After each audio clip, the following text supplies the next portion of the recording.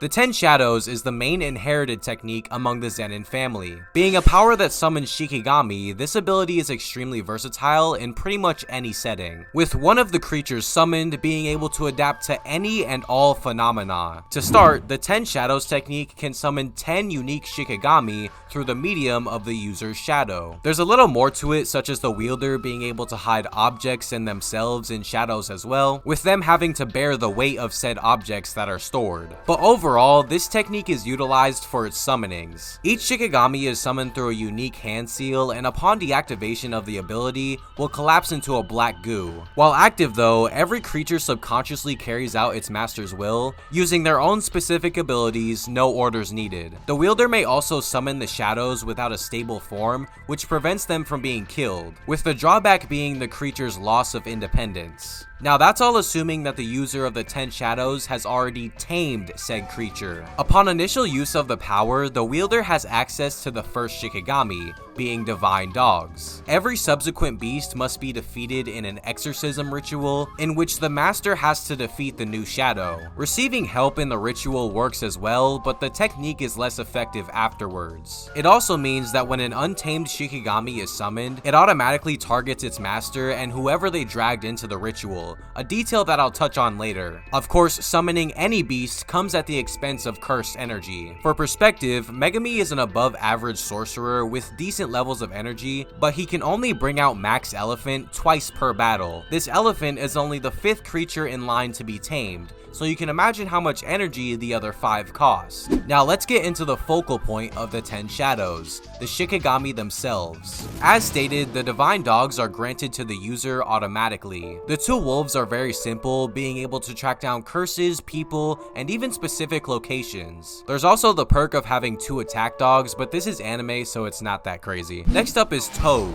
a very simple creature with a long, strong tongue that can be used to pull people out of harm's way. Toad is also so big that it can hold people in its mouth, a useful tactic for transporting the injured and all that stuff. Great Serpent is literally just a giant snake. Megami utilized it as a quick way to trap opponents, as it can be summoned pretty fast. That was until Sukuna deleted it in their fight, and if you're wondering what happens when a shadow dies, don't worry, we'll get to that. The next, probably most used out of all Shikigami, is Nue. The giant bird has heavy wings laced with electricity. It's also capable of flight, relaying info to its master, and even carrying them short distances. Due to all these factors though, Nue is probably the 2nd most versatile shadow on this list. After all, it's capable of offense, defense, reconnaissance, and evasion. Later on in the series, we see a giant version of Nue that was summoned by Sukuna, with this version being able to hail lightning across the battlefield. How or why this is possible is never really explained, but it's most likely due to Sukuna's high levels of cursed energy. Plus, there are mentions from time to time how the user has to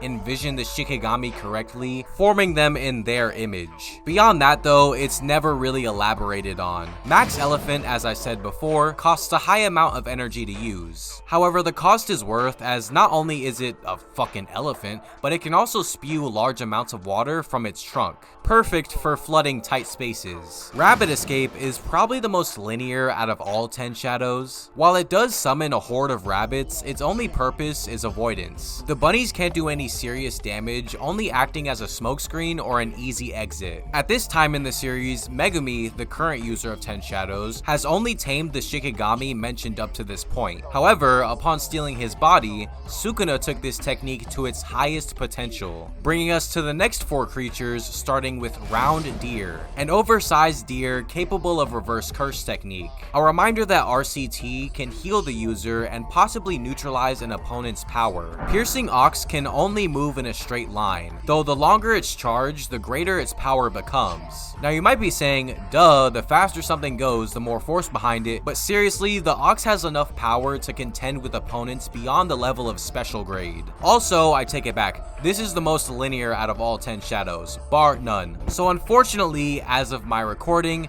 there is one Shikigami we haven't seen, that being Tiger Funeral. Or at least we haven't seen it fully formed, as there are aspects of Tiger's design in one of the fusions, but we're not there yet. From the small bits shown though, we can assume that Tiger Funeral is a bipedal, female type creature. I'm trying so hard not to imagine that. and it most likely has no special abilities besides great physical attributes. やつかの剣異界新書マコラ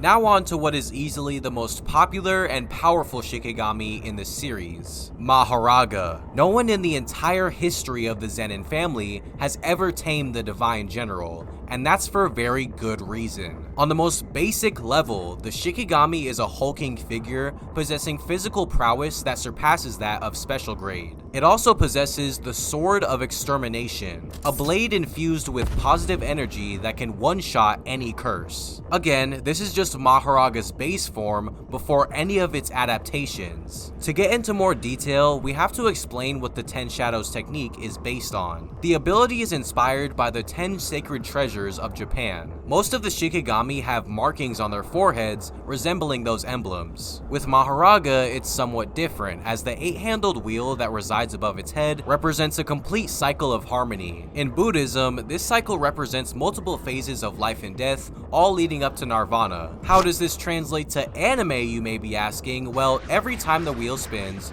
Mahoraga heals and adapts. Adapts to what?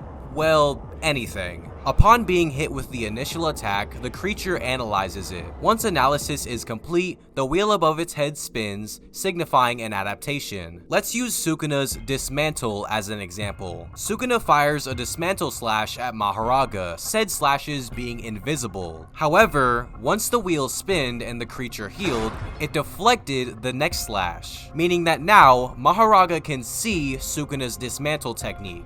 Okay, yeah, sure, that's pretty broken, but it gets even crazier. This adaptation never stops in battle. After the wheel spins a second time and Sukuna uses his domain expansion, he deduces that the creature has not only adapted to both his slashing techniques, but the act of cutting itself. So now the beast was immune to all of Sukuna's powers besides his fire, which he used to one-shot it. And that is the only way to defeat Mahoraga. The opponent must obliterate it in one foul swoop before it transforms. This is easier said than done, as the Shikigami can heal and adapt in seconds. On the contrary though, some techniques are so complex, requiring multiple spins of the wheel to analyze. Even so, this process can be sped up through getting hit by the same technique multiple times. And the user of 10 Shadows can even place the wheel on themselves to begin the adaptation before they even pull out Mahoraga. Now, if you thought these modifications were just defensive, you would be wrong. If the Divine General is already immune to a technique,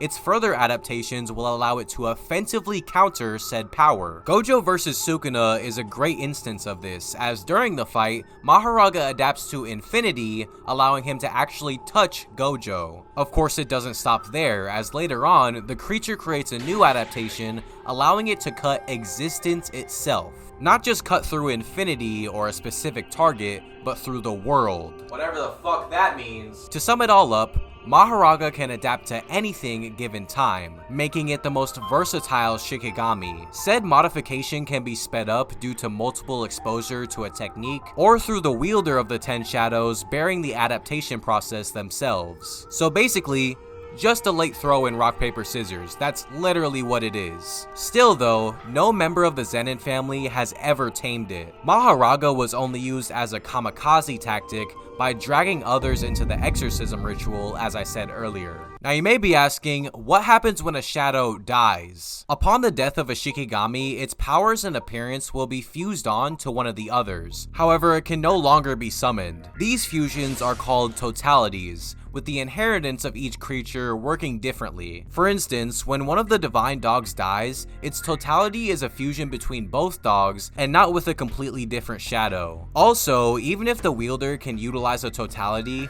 they can still summon the regular version of the still living creature. Again, as an example, Megami possesses their totality, but he can still summon the remaining divine dog unfused. The only other totality we've seen is Agito, a version of Nue that's fused with Great Serpent, Round Deer, and Tiger Funeral. This 4-way fusion was so powerful that it could actually hang with Gojo and Mahoraga for a short time. Now there is a method to fuse Shikigami without killing them. The extension technique of 10 shadows is temporary combinations. As an upside, the user can summon these fusions even after they die, as long as the parent Shikigami remain. The only combo we've seen in the series is Unknown Abyss, a fusion between Toad and Nue. While it did allow for a version of Toad capable of flight, it is said that this combination is weak, which is probably the drawback of temporary fusion. Domain Expansion. Chimera Shadow Garden creates a void of black liquid constantly rippling into the shape of birds. The guaranteed hit of the domain is any of the Shikigami the user has tamed.